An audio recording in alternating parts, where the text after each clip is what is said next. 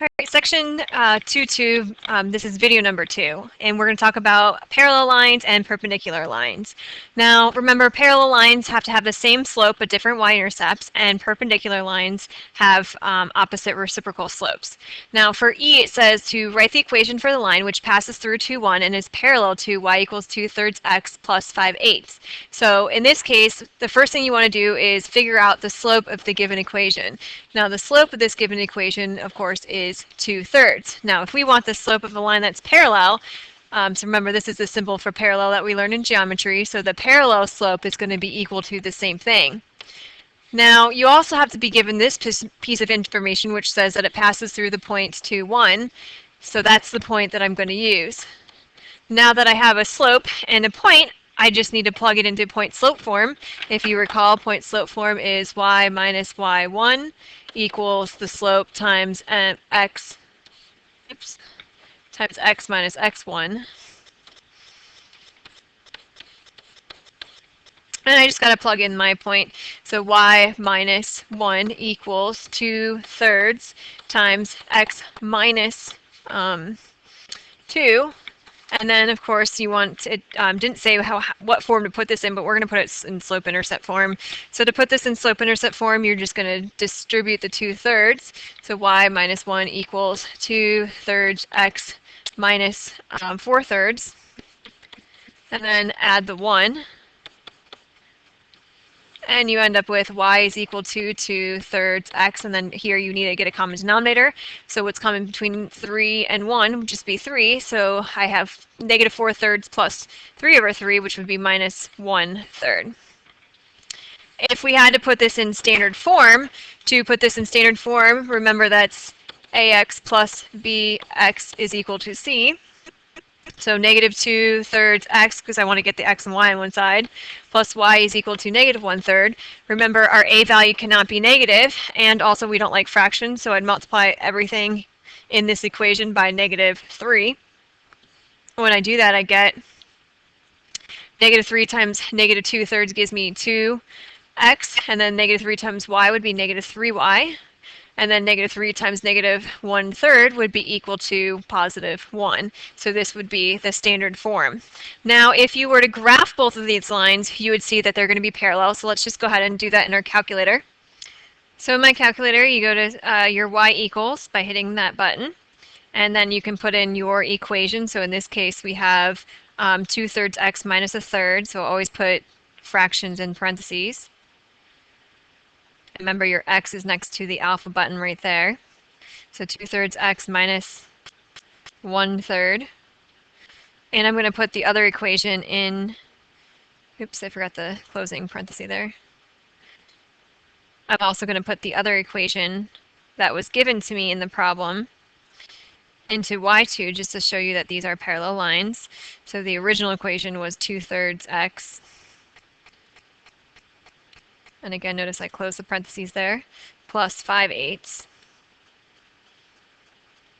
And when I hit graph, I always like to hit zoom 6 for a standard window, or you can just hit graph.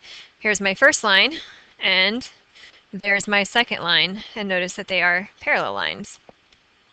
And of course, when you're graphing this on your paper, which I want you to do, your slope is equal to 2/3, and our new y-intercept would be equal to negative 1/3, whereas our y-intercept for the given equation was a y-intercept of 5/8. So remember, when you're graphing these, start at your y-intercept, and then for your slope, rise over run.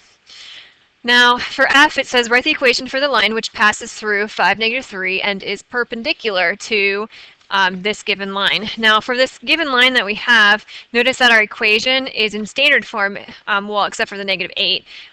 But we want to put this in slope-intercept form so we can figure out what the slope is. So add the 8x to the other side. And you get 2y is equal to 8x plus 2. Divide everything by 2. And you get y is equal to 4x plus 1. So now this is the line that was given to me, and I want to find the line that's perpendicular to this line and goes through the point 5, negative 3. Now if I look here, my slope of this line is 4. My y-intercept is 1. We don't really need the y-intercept. I'm just writing it so that you can see it. So if I want the perpendicular slope, it's the opposite reciprocal. So the opposite of 4 would be negative, and then the reciprocal would be 1/4, and it has to go through the point 5, -3. So then I'm going to put this in point slope form. Y minus y1 equals your slope times x minus x1. So in this case, y minus -3, which would be y plus 3, equals -1/4 times x minus 5. And we're going to put this so we can graph it into slope-intercept form by solving for y. So distribute, we get y plus 3 equals -1/4. X minus minus becomes plus 5/4. And then subtract the 3. And I get y is equal to -1/4 x, and then 5/4 minus 3, we would need a common denominator, so multiply by 4/4. So this would give me -7/4, which you could also do in your calculator. So here your slope is again -1/4. Your y-intercept is equal to -7/4. So to graph the y-intercept right there, you can just put it as a decimal. So if you were to graph these in your calculator, so if you graph these in your calculator and put them into your y equals and hit zoom 6. Now if you hit zoom 6, here's your graph. Now remember, perpendicular lines should cross at a 90-degree angle right here. It's kind of hard to tell, so sometimes if we want more of a window that's going to look better, I can use zoom 5, which is going to square it out. So zoom square, notice that looks more kind of like a 90-degree angle. So it's a little bit harder to tell on your graphing calculator, but those do intersect at 90-degree angles. Now for the last problem that we have, it says the equation 10x plus 5y equals 40 models how you can give 40 cents if you have only dimes and nickels. The variable x is the number of dimes and y is the number of nickels. We want to graph the equation, describe the domain and the range, and explain what x and the y-intercepts mean. Now, in this case, we have the equation 10x plus 5y is equal to 40. Now, for this, if I want to find the x-intercept, remember to find the x-intercept, you plug 0 in for y and solve. So 10x plus 5 times 0 equals 40. And then I get 10x is equal to 40. So x in this case would be equal to 4. So we have 4, 0, which would be, on my graph, I have to kind of count this out. So 1, 2, 3, 4, 5, 6, 7, 8. And this is 1, 2, 3, 4, 5, 6, 7, 8. So 4 would be right here in my graph.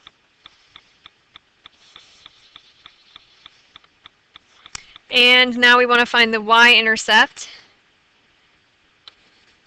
So to find the y-intercept, remember you plug 0 in for x and solve. So 10 times 0 plus 5y equals 40.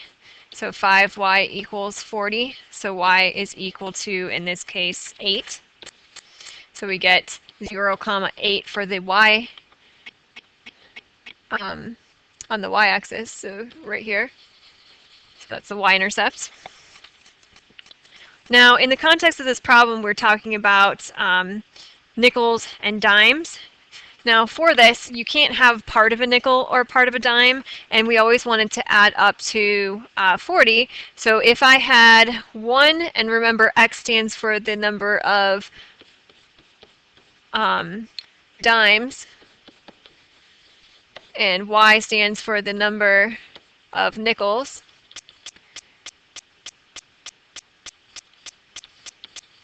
So if I have 1 dime, which is 0.1, how many nickels would I need to make 40? I would, of course, need 6. And if I have 2 dimes, then I would need 4 nickels to make 40 cents. If I had 3, then I would need 2 nickels to make 40 cents.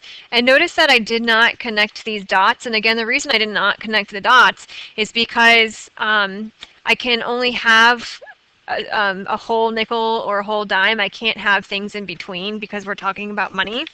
And so in this case, the domain are all possible x values. So the possible x values would be 0 because you can have none, 1, 2, 3 and 4 dimes, and the range would be 0, 2, 4, 6, and 8. So those are the possible combinations between the two.